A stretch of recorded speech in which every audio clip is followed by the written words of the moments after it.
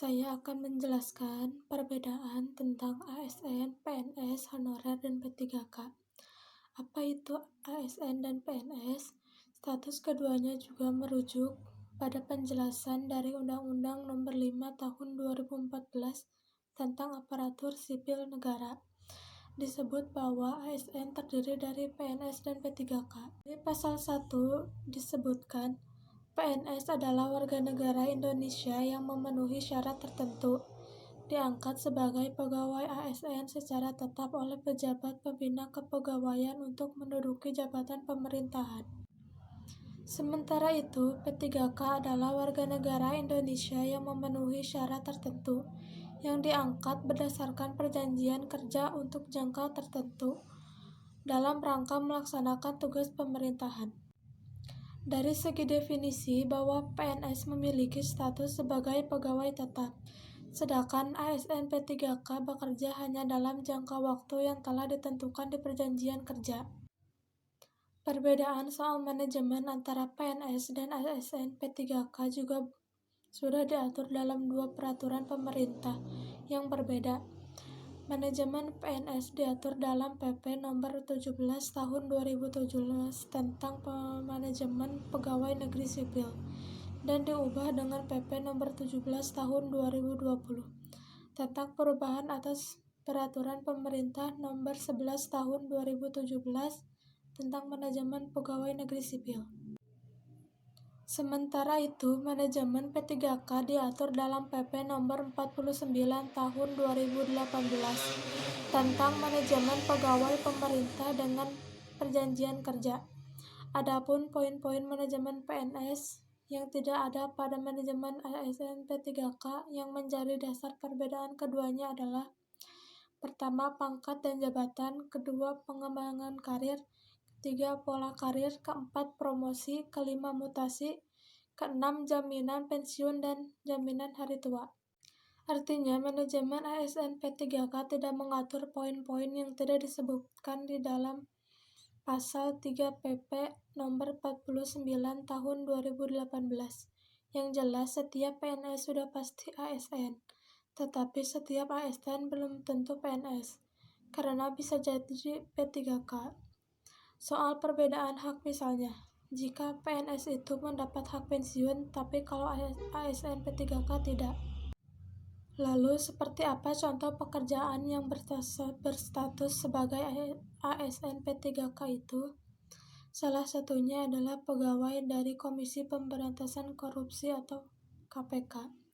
Status itu diatur dalam PP Nomor 41 Tahun 2020 tentang pengalihan pegawai Komisi Pemberantasan Tindak Pidana Korupsi menjadi pegawai aparatur sipil negara. Aturan tersebut ditandatangani oleh Presiden Joko Widodo pada 24 Juli 2020 dan diundangkan pada 27 Juli 2020. Jadi, pegawai KPK saat ini memiliki status kepegawaian yang sama dengan pegawai-pegawai lain dalam struktur pemerintahan Republik Indonesia, yakni sebagai ASN, namun terkait dalam sebuah perjanjian khusus atau P3K.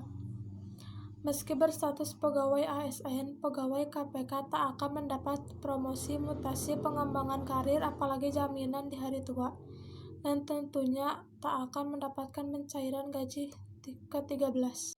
Yang kedua, saya akan menjelaskan perbedaan pegawai pemerintah dengan perjanjian kerja atau yang sering disebut P3K dan honorer.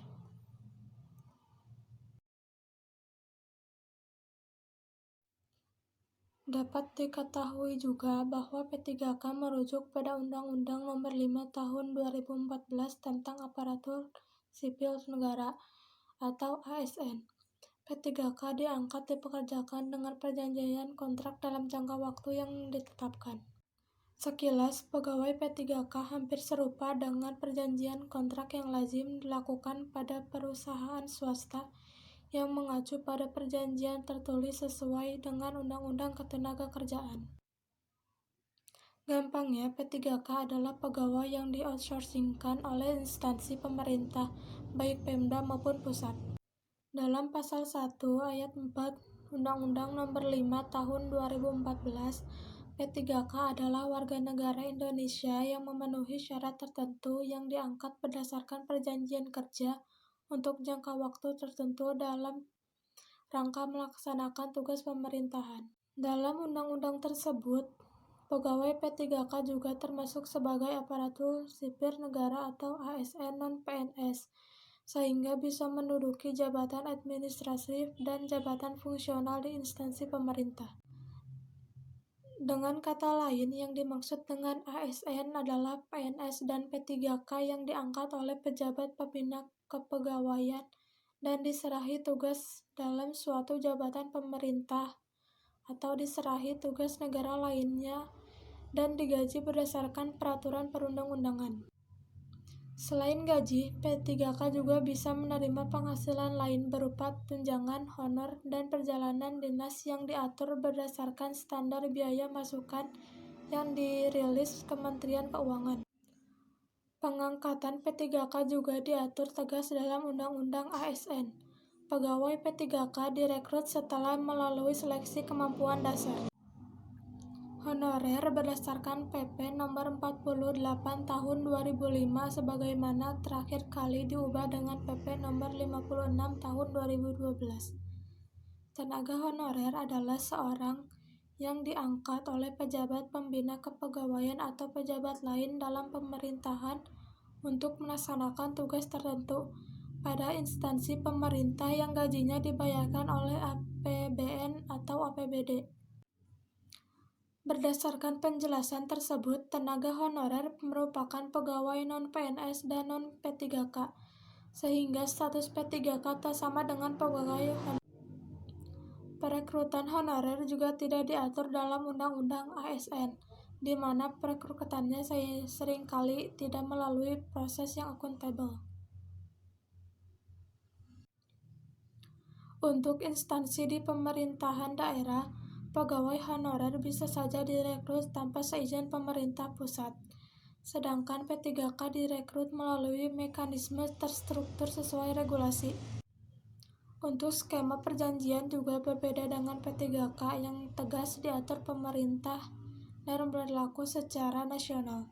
Ini berbeda dengan gaji honorer yang gajinya ditentukan oleh instansi atau pejabat pembina yang merekrut honorer yang didasarkan pada alokasi anggaran di satuan kerja.